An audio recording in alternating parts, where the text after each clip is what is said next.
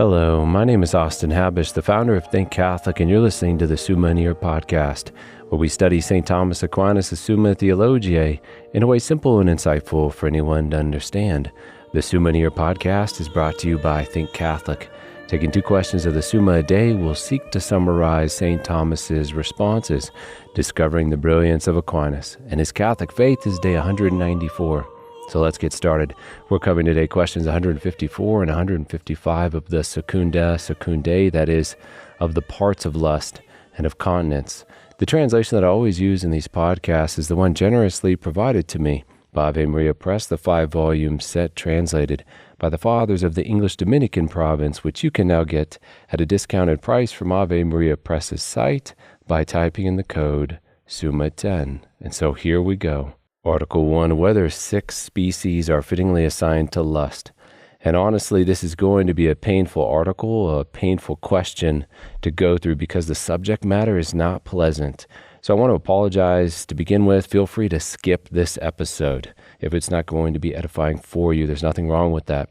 The 6 kinds of lust are the following: simple fornication, adultery, incest, seduction, rape, and the unnatural vice. And lust in general consists of, according to St. Thomas, in seeking venereal pleasure not in accordance with right reason. Now, dividing that into types of lust, there is venereal pleasure, which is unreasonable due to its end by not permitting procreation. These acts are grouped under the vice unnatural vice.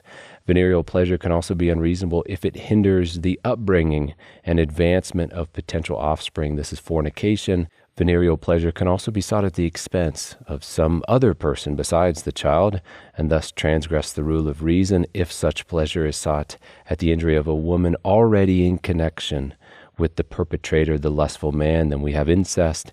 If dishonor is towards a woman not connected to the man and under the authority of another, like that woman's father, then the evil act will be called seduction. If this woman is already wedded to another husband, then the lust against her, and thereby also against the husband, an injury against the husband, will be called adultery. And if there be violence in the lust against another, it will be called a rape.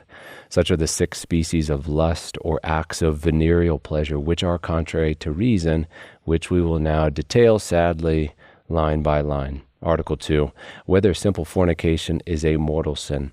Fornication debars a man from the kingdom of God, as St. Paul wrote in Galatians chapter 5. Therefore, fornication is a mortal sin. It is an act directly against human life, the life of the potential offspring, which is the natural result, the natural goal of the sexual act. A child needs not only a mother to nourish it, but a father to protect, guide, and also instruct along with the mother towards the child's perfection. And no one, I'm sure, would say that a child is better off by missing a father or a mother. Therefore, the fornicator transgresses the natural law by acting in such a way that would naturally produce offspring outside of wedlock. And even if a male fornicator planned to remain with the mother and support the child, since marriage bears directly on the common good of the state and the state and the church can then draw up laws surrounding it. And according to the law of the church, even if not mentioned by the state, the sexual act outside of wedlock is forbidden, and it is also forbidden simply by the natural law, as we've already said. Therefore, the fornicator either transgresses natural law only or transgresses natural and ecclesiastical civil law, contingent upon their intention. But in either case, fornication is a mortal sin. Article 3, whether fornication is the most grievous of sins. In a sentence from St. Thomas, fornication is contrary to the good of the child to be born. Wherefore it is a graver sin as to its species than those sins which are contrary to external goods, such as theft and the like, while it is less grievous than those which are directly against God, and sins that are injurious to the life of one already born, such as murder. All that to say that fornication is not the most grievous of sins. Article 4, whether there can be mortal sin in touches and kisses. Our Lord taught us, as recorded in the Gospel of Matthew chapter 5, whoever shall look on a woman to lust after her hath already committed adultery with her in his heart.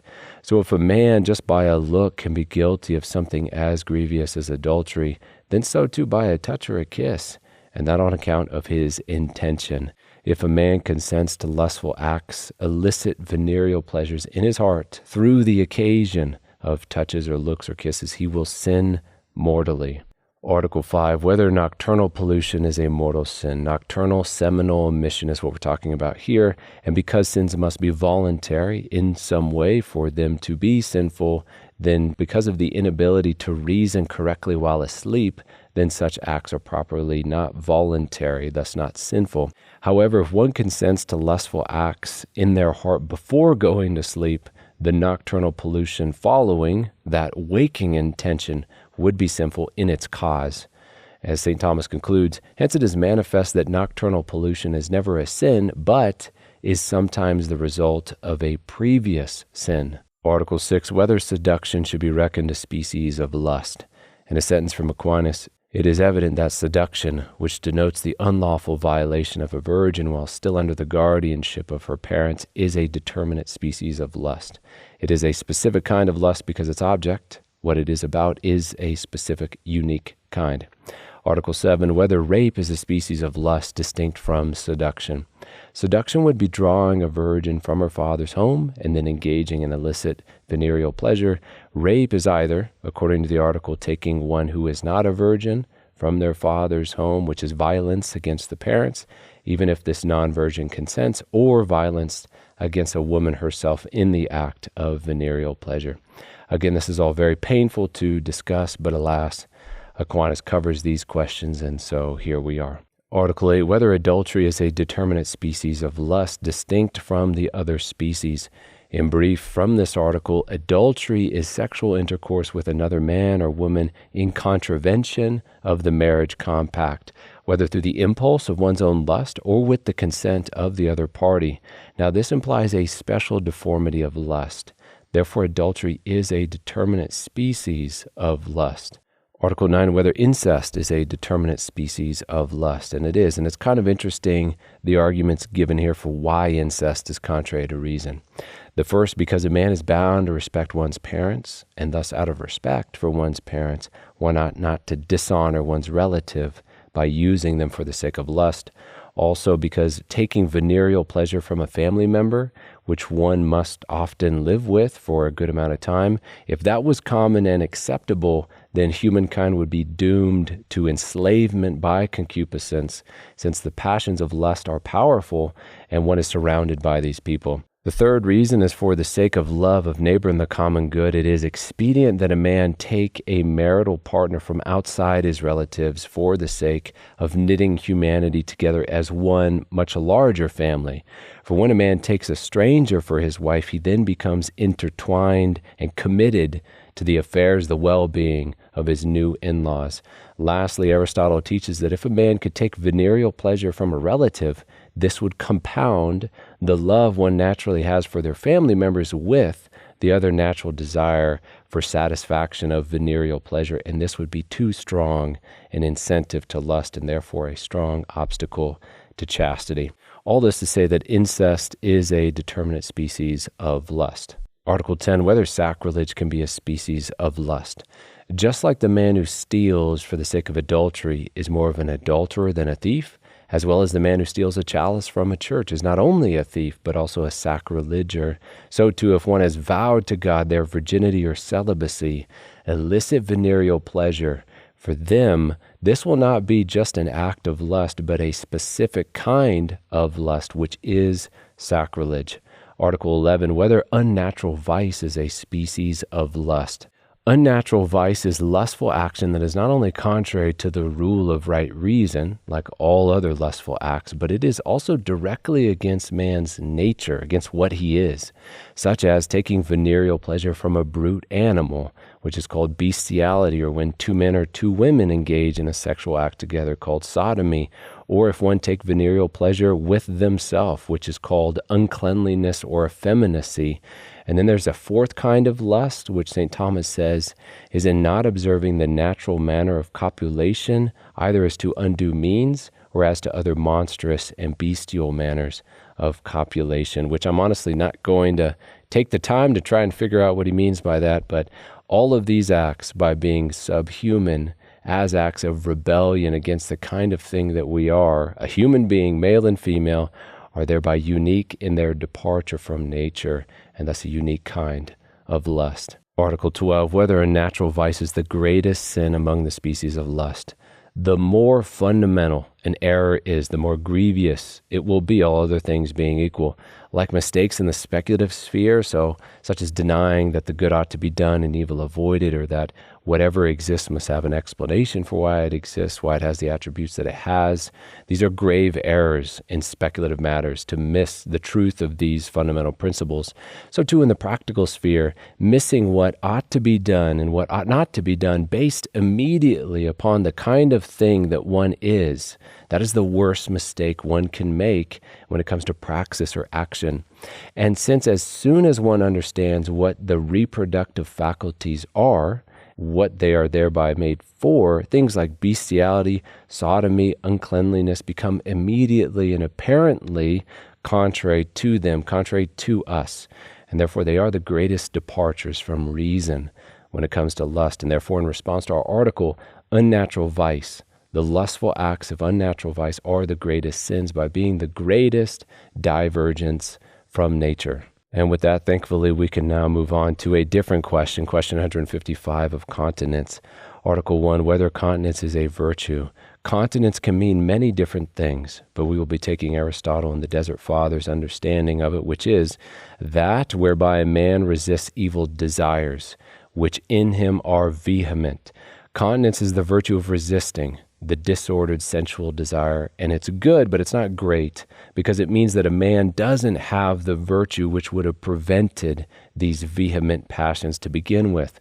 Continence comes in to protect the will. However, if the man had the virtue of temperance, he would not have to endure such vehement, unruly passion to begin with. As Aquinas concludes, continence has something of the nature of a virtue, insofar to what is the reason stands firm in opposition to the passions, lest to be led astray by them, yet it does not attain to the perfect nature of a moral virtue, by which even the sensitive appetite is subject to reason, so that vehement passions contrary to reason do not arise in the sensitive appetite. Article 2, whether desires for pleasures of touch are the matter of continence. Continence is a kind of curbing or withdrawing from some passion one is being swayed by, which then will include these passions which have to do with touch. We could even say especially those desires which have to do with touch, because they are most vehement as they rise against the rule of reason. As Aristotle put it, continence and incontinence are about the same things as temperance and intemperance.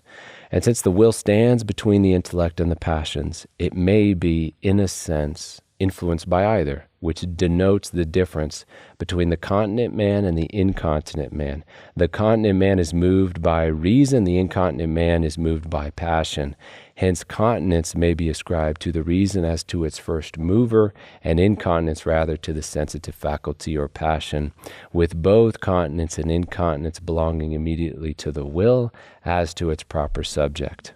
Article 3, whether the subject of continence is the concupiscible power. Where is this virtue, continence? Virtues are qualities modifying, improving some aspect of man. Therefore, what is the aspect of man which this virtue is augmenting?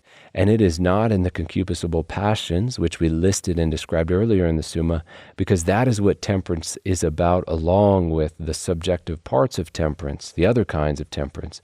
Continence, on the other hand, is a potential part, annexed virtue to temperance. It is similar to temperance in that it curbs or restrains the faculty which it modifies, but the faculty it modifies is different, and that faculty is the will.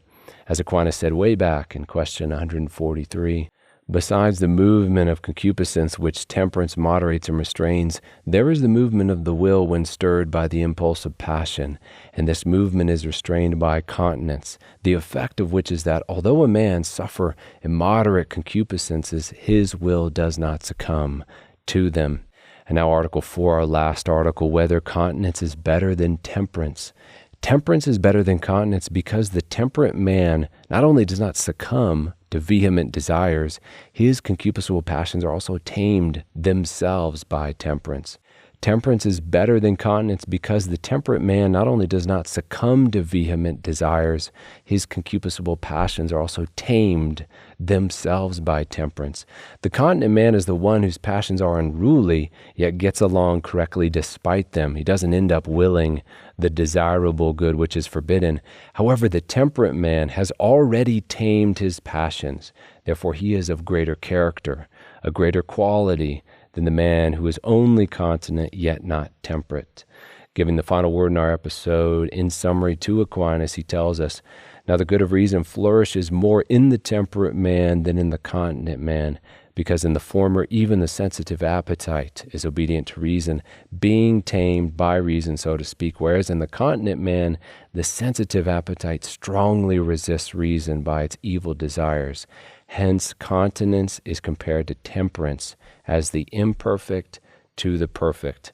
And with that, we conclude another episode. We have just finished covering questions 154 and 155 of the Secunda Secundae, that is, of the parts of lust and continence. My name is Austin Habish with Think Catholic, and I cannot wait to see you tomorrow.